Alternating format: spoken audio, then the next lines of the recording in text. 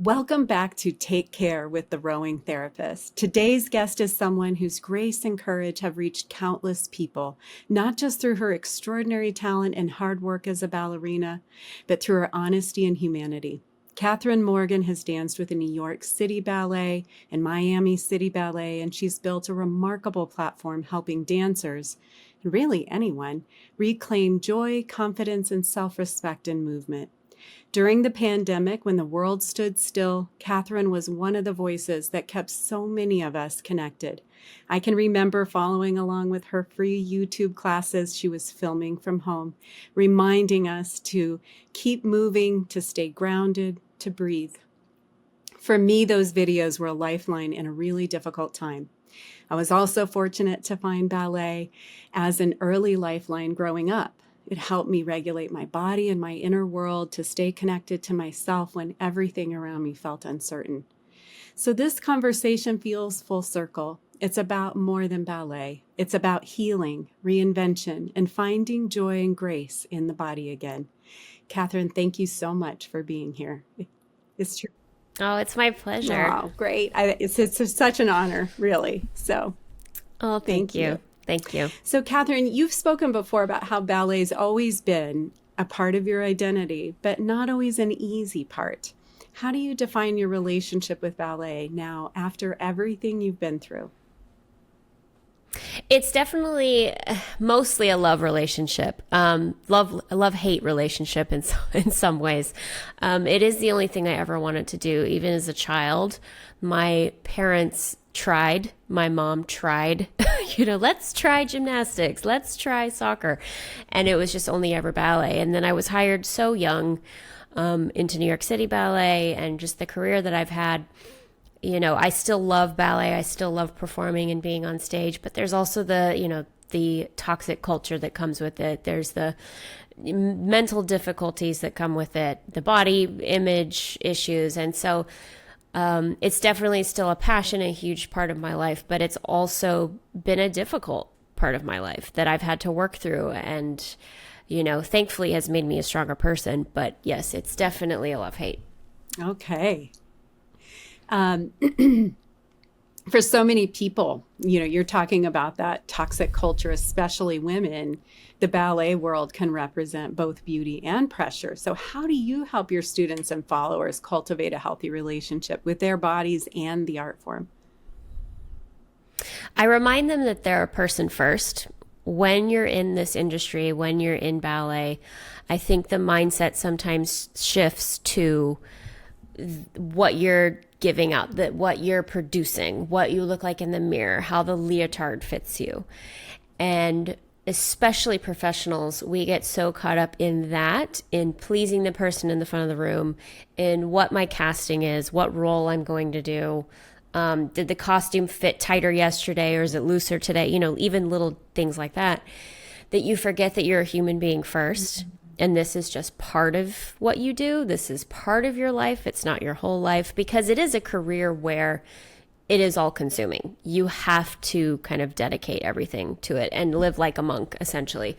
But I think we get so caught up in what we're producing that we forget that we're a human being first. And so on my YouTube channel, when I'm teaching, no matter who I'm working with, whether it's kids or adults or, dancers that do want to go pro, I kind of want to connect with them as a human first. So with my students in person, I'll say, how's school going? Tell me about this. I remember there was one day with my teenagers, we just stopped and had like boy talk for like a solid 20 minutes, that had nothing to do with ballet. And so it's connecting with them on that level and showing them that, yes, we are here to work hard and we're here to achieve something, but I still see you as a person.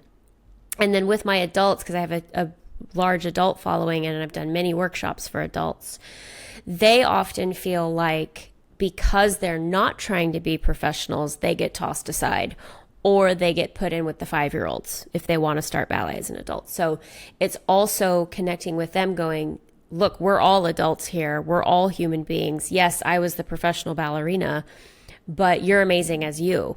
You're amazing as the doctor or the lawyer or the stay-at-home mom or whoever you are also. I'm just the one leading this class. And so it's important for me to remind people and to show people that we're connecting on the human level first, and we are here to do ballet, but that's not the most important thing. Oh, love that. Connecting to that common humanity element. Beautiful.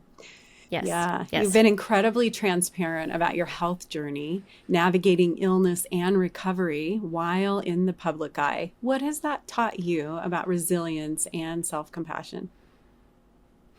A lot. How long do we have? So for me, again, as a ballerina, it's all about what you look like. It's all about the show. They tell us, you're only as good as your last performance, that kind of thing. And so when essentially your instrument is taken away from you, it just shook my whole identity. And that's when I did have to learn that I was a person first. And so for me, I had to relearn what made me feel alive, what made me feel like me, other aspects of my life. And it took a lot to be compassionate with myself in terms of this healing process, because it was a long journey. It took me 3 years to even get a solid diagnosis. And so during that time, with the perfectionist mindset that I have, especially being a dancer, it's just like, why isn't it fixed yet? It should be fixed yesterday. Or the other part of that is, it's my fault. What am I not doing? I need to work harder. I need to eat less. I need to, do more exercise. I need to stretch more, whatever it is. I would always blame myself. And so I also learned to be very patient. I learned that it's not black and white. It's not, it can't be 100% perfect all of the time. So I really did have to learn that element to it. And it took a long, long time, 9 doctors later, learning that I was never going to be back to my 18-year-old looking self. I think that's the other thing with ballerinas, illness or not. You learn that you aren't supposed to look like you're 18 when you're 30.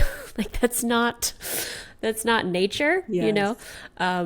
We're supposed to develop as people, and especially as women. And so it was a lot of self-reflection, a lot of just being kind with myself, because in this world, in the ballet world, that's not the case. If you don't deliver, there's 4 other people behind you that will. So it was learning to rely on myself instead of putting my trust into the person in the front of the room, or in terms of what the audience thought or the critics thought. So there was a lot of self-image work that I had to do with this too. Yeah. And that comes through so well in your classes. I just always appreciated, your humble nature and encouraging people to be kind to themselves, and, pointing out sometimes you have a stronger leg than the other. That's life, right? So you're just bringing all these lessons into your work, which is beautiful. In your experience, what makes ballet uniquely healing, physically, emotionally, or even spiritually? I think for me, it's the music. That's what I always identified with. It's one of the reasons I started dancing. My mom tells the story that the only way she could take a shower or get anything done when I was, in the carrier, basically, before I could even walk, was she would put on classical music, and then I would just be fixated. And so that carried over into when I could walk and started moving. I just always wanted to become the music. And the only way I knew how to do that was by dancing. And so for me, it's becoming that music. It's a form of expression.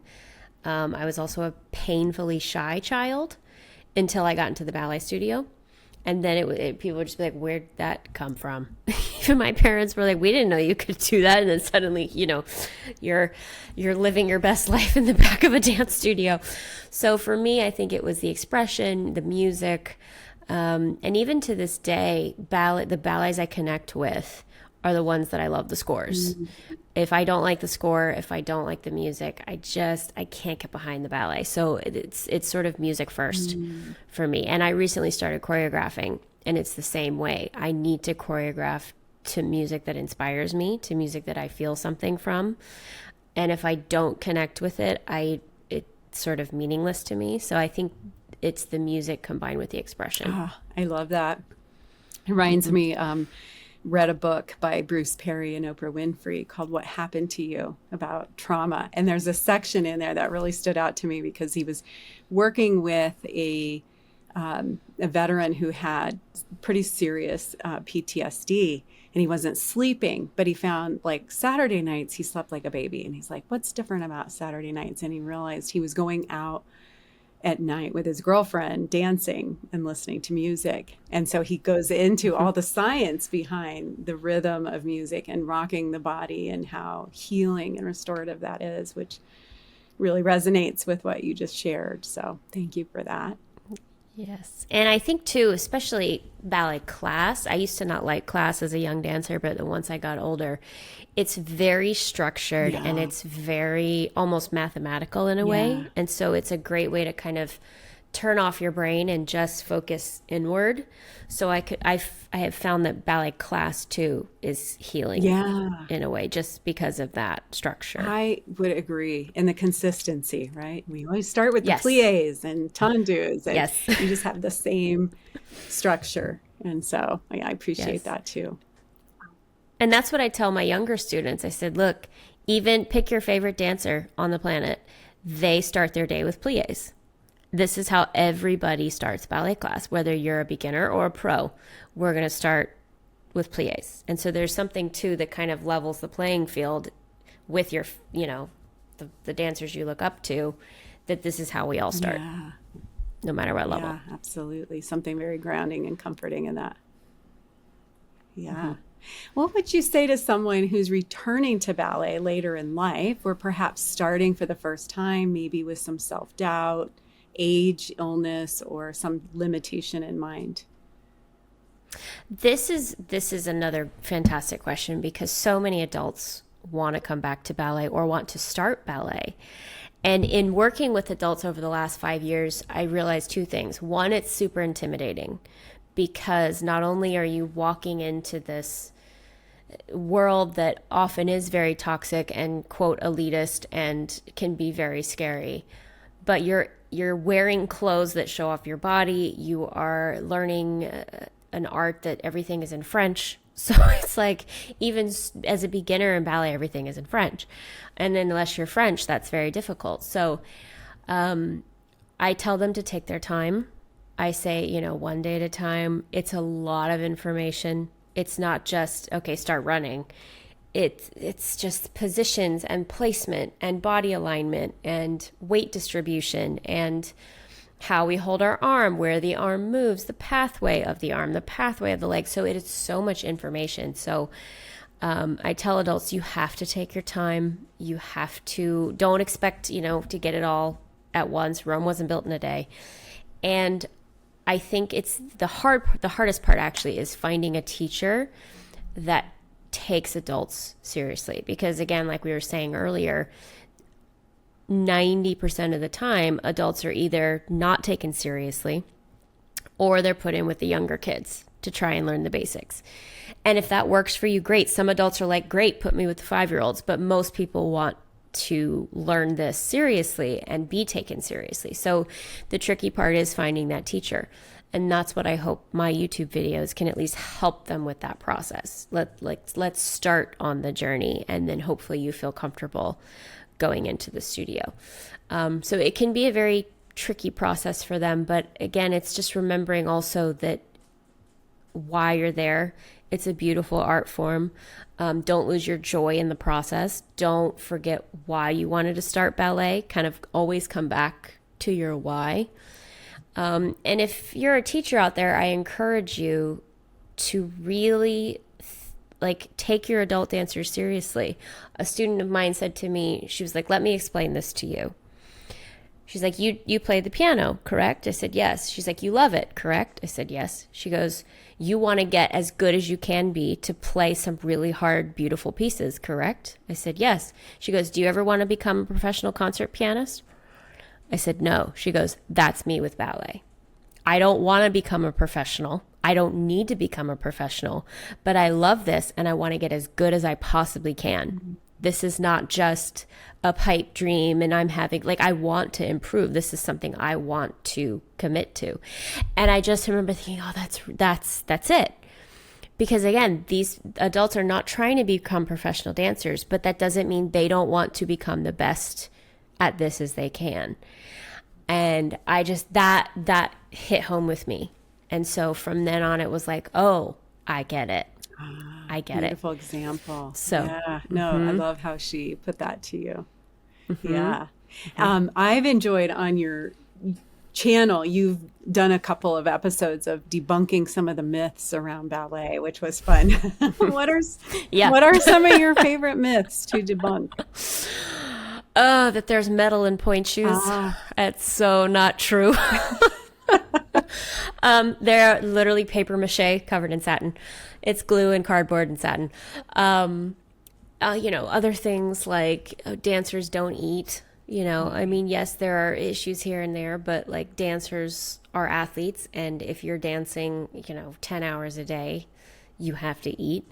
I think also that dancers are all divas and we wear our tiaras and like, no, that's absolutely not true. Just things like that are very typical, from Hollywood culture, Black Swan. Although some of Black Swan wasn't totally far off, but we don't sprout wings, So there's no wing sprouting involved. Yeah. But it's little things like that that I think we get this very diva stereotype that 99.9% of us are not, and we're just normal people like everyone else. Yes, exactly. I love the one where you talk about people made the assumption that dancers, it doesn't take a lot of mental work or they're not smart or something like that. And you were like, really? So yeah. That one was, you talk about how hard it is sometimes, calculating those numbers and the constant work that you're doing in your mind to keep things going. So. And, for us, especially with New York City Ballet, our workload was insane. We would learn 50 ballets at a time. And some days, there were days I would look down and be like, what am I wearing? What costume am I in? Okay, we're doing that, so you have this rotating repertoire in your head. Or if somebody's down or out, meaning injured or sick, then I remember debuting Sugar Plum in the matinee. And our company manager came over to me and was like, hi, Katie, great show. Beautiful. Congratulations. So-and-so's out tonight for flowers. I need you. It's your spot, but the other side. So it's everything you do, just flip it. And you're not going to get a rehearsal. So instead of going to the right, I'd have to go to the left, Wow. And you're just kind of like, okay, it's your spot, but the other side of the stage. You'll be fine. And without rehearsal, you just have to get out there and do everything. It's be like writing with your left hand instead of your right hand. So it's just kind of like, and you just have to do it. You just have to make it work. So no, it takes a lot of mental to be a dancer. Yeah, that makes a lot of sense. How do you personally reconnect with joy through dance when life feels heavy or the body feels tired? When I was still dancing professionally, it was just being on stage. There's nothing like being on stage and performing and kind of giving everything you have for an audience. And then even finding those moments in class, for me, it's just kind of getting moving again or listening to beautiful music. Another part of ballet that I always loved was getting ready for the performance. So the makeup, the hair, the costume, it's sort of just like sets you up to then go out on stage. It's little things like that, but I think it's, again, going back to the movement and the music for me. Beautiful. So much of healing is about reinvention, shedding old expectations, rediscovering who we are. How have you reinvented yourself through your career transitions? Again, how long do we have? Well, when I first left New York City Ballet and I was sick, at the time, the only way to have a true career was to be in a company. You were either in a company or you were nothing. And so then when I started YouTube, that was already a reinvention. I remember my mom being like, what are you doing? Because, at the time it was like, oh, this is like, don't give away the secrets, and ballet is very mysterious and all of that. And at a certain point, we have to, if the art form is going to survive, we have to open it up. So that was a reinvention. When I started teaching, I was always a dancer that was like, I'm not going to teach. And so I ended up teaching, and now I have taught for over 15 years. And I think then getting back into the ballet world, going back to Miami City Ballet as a soloist for a year, was something I thought I would never do.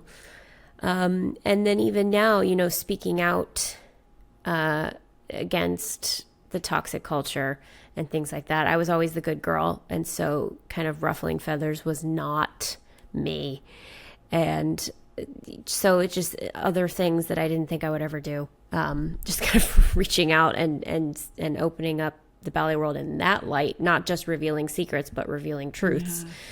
And then even now, I've gotten actually a little burned out on teaching. And so I'm kind of pulling back and seeing what other direction I can go and, doing choreography for the first time. So I'm kind of always that person that's reinventing. Nice. I've never been one to sit around and just kind of settle. I'm like, okay, this isn't working. Let's fix it. Or, okay, this isn't working. What now? So I think I just always evolve, even if I don't even realize it at the time. But I really try and constantly evolve. Yeah, love that. Great examples. So you mentor and inspire dancers all over the world. What lessons about confidence, artistry, and kindness do you most hope they carry forward? I think, so many dancers, they want that job so badly. They want it, they want it, they want it, they want it.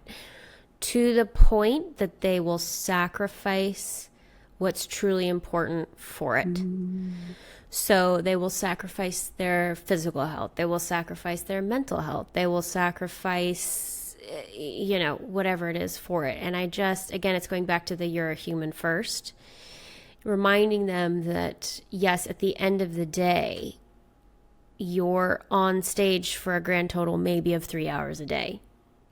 And so an acquaintance of mine who was in Pacific Northwest Ballet said this once.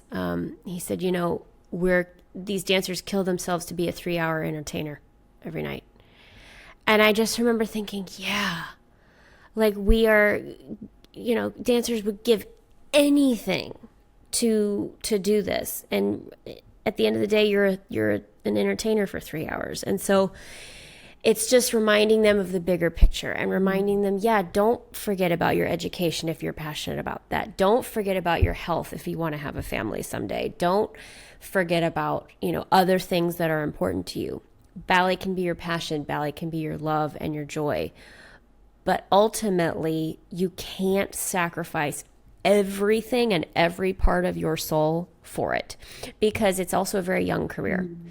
If you make it to 40, you are the anomaly. Like, it is very rare. And even then, so many dancers who've given everything, once they retire at 40, they're like, now what? And I was fortunate in that I had to think of the now what earlier, because when I got sick, I was 21. Wow. And I had a dream career. It was very fast tracked. I got promoted early, was doing big roles early. And then life threw me a curveball.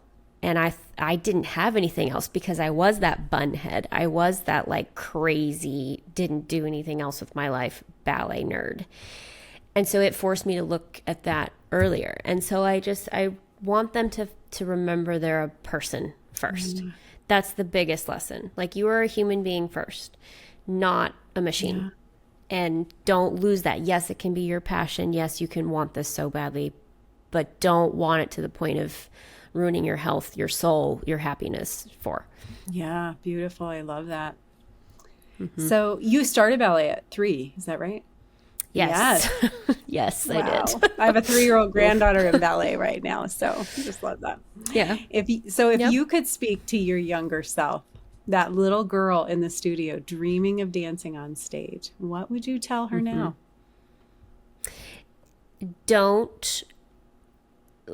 Everybody's path is different. Mm. Don't compare your path to other people's, because I had the most unconventional path of probably anyone at this point in the ballet world.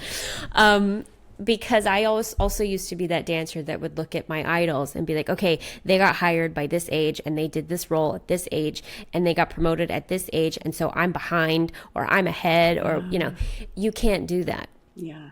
You cannot do that, because yes, I actually had a very fast track and then I fell off a cliff. So don't compare because this is very much a world of comparison and who's doing better than whom and who's got what role on what day. Literally, it gets to the point of like, oh, well, she's Saturday night. Oh, well, I'm the matinee. I must not be as good. And it's just like, it just gets so, everybody just like analyzes it to death. And so you have to remember that if you just keep doing your best, work really hard, keep your passion for it, you're going to have the path you're supposed to. Because I also know that without the path that I had, I wouldn't have helped as many people as I did. Yeah. So was it my dream path? No, because my dream path was becoming a principal with New York City Ballet, and that never happened, and it's not going to. So it's just remembering everybody's path is different. Yeah, great advice. It makes me think of the quote by Theodore Roosevelt that comparison is the thief of joy. So Yes. just love that. Yes. Yeah, and just the idea too of all the gifts that you are able to glean from some of those challenges along the way in your career, like being able to help and support so many other people in their journey when yours kind of took a turn. So just love all those Right. pieces. So listening to you, Kathryn, and I'm reminded that ballet at its core mirrors life. There's beauty, hard work, structure, form, and constant need for adaptation. For so many of us who once tied our worth to perfection, learning to move again, to move for the joy of it, not the judgment, is its own kind of rebirth. That brings me to something I'd love to explore with you. How do we reclaim the body as an ally after years of criticism, comparison, or illness? That's the magical question, I think. And if anybody figures it out, let me know. I think it's remembering what it can do. I think we forget how resilient our bodies actually are. I've never had children, but I look at other women who have, and I'm like, your body did that. Your body created other human beings. In my case, it got through my illness. Or I was able to do all the crazy physical things that I used to do. Or you look at athletes that put, like gymnastics or figure skating or runners or swimmers. And you just have to kind of look at everything as a whole and go, oh, that's what the human body can do. People who have survived insane illnesses or cancer or, you just have to kind of remember that, yes, while I might not be my 18-year-old self, look what the human body is actually capable of. And if you take it outside of yourself and look at, humanity as a whole, it gives you a much bigger appreciation for it. And so that's, I look at my friends with children. I was actually in New York 3 days ago teaching with Megan Fairchild, who is a principal with New York City Ballet. She's about to retire. I believe she's 42 and still looks phenomenal and does some of the best dancing I've ever seen. And she has 3 daughters and is still able to be at the top of her game in the New York City Ballet. And I was just looking at her like, wow, and that's what the human body is capable of. And so it gives you a greater appreciation for it. And yes, while you might be in the middle of something right now, the body's very resilient. And so it's just taking care of that instrument as best you can and giving it its best chance.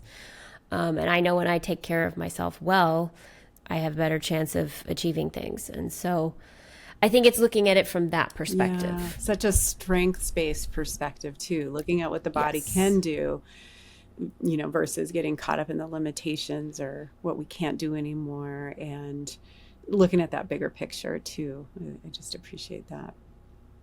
Yes. Yeah. And when we started, you described your relationship with ballet in terms of love and hate sometimes, right?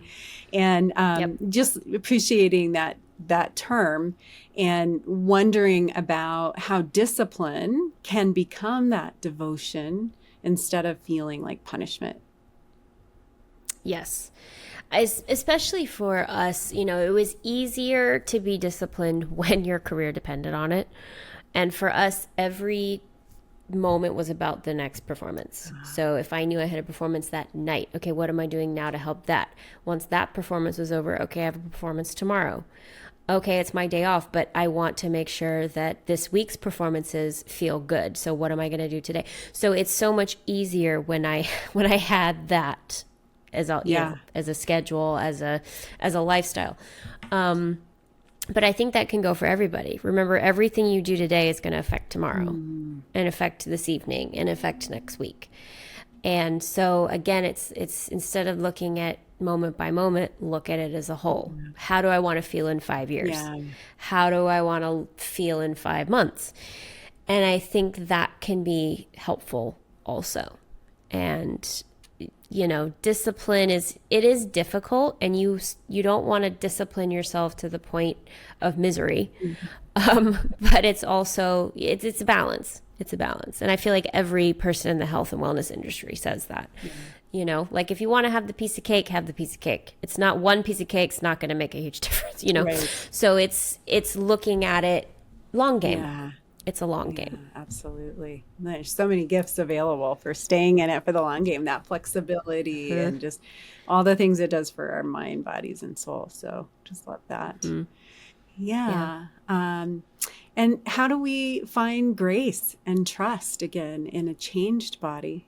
Probably similar. Yeah. Similar, right? Like, especially if you are a mother, like that right there is incredible. Like your body did that, For me, it's my body lasted through the years of crazy ballet that I put it through. And I'm 37 and I don't feel like it, even with my illness. So it's things like that. What can you appreciate? Can you look back and see what you've done in your life and view it from that perspective instead of, oh, I'm not where I want to be right this second? Can we look at it again as a whole, going backwards? Like what have you survived? What have you been through? And so that can help as well. Great. Yeah. That's again, that strengths perspective is a lot of mindset is what that you're saying. So, which is so much easier said than done. Yeah. This is not like, it didn't take me, 2 seconds to come to this. Absolutely. So it took some time. Yeah. And I'm sure you were really graceful with yourself in the process. I mean, imagine. Yeah. It's kind of. Try to be. Good. So what's one thing that you would hope our listeners take away from this? And hello, puppy. Sorry. It's okay. My dog is barking. I'm going to give him a second. Finn, can you give me a second? Thank you. Say that again. No worries at all. So just something that you would hope our listeners take away from this. Grace with yourself. I think, again, life is such a comparison game. It's such a, just like, even if you're not in the dance world, if you're in the corporate world, if you're in the medical field, if you're in academia, I hear it from anybody. It's not mutually exclusive with ballet. But I think we're just all so worried about everybody else and what they're doing and where they are and where are the benchmarks. And I think it's just appreciating where you are right now in this moment. Have your goals, have your dreams, have what you're aspiring to, but be grateful for where you are right now and appreciate where you are right now and give yourself grace and look back on how far you've come. For me, that's my big thing because I'm in this point right now where I'm trying to figure out what the next step looks like, and I figure out what I want to achieve in the next 5 years. And I have been really frustrated lately and have felt stuck.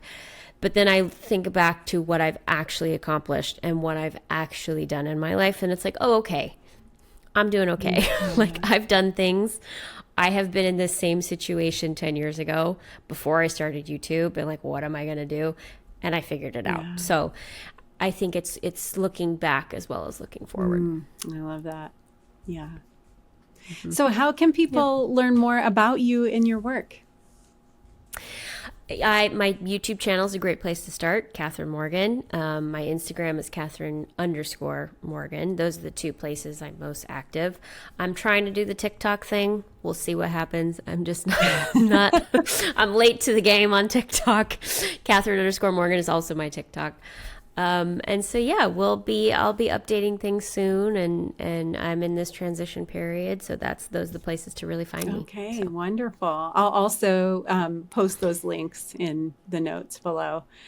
perfect. Ballet and really movement itself is a conversation between the body and the soul. For some of us, it's been a lifeline in dark seasons, a way to feel steady when the world around us felt unpredictable.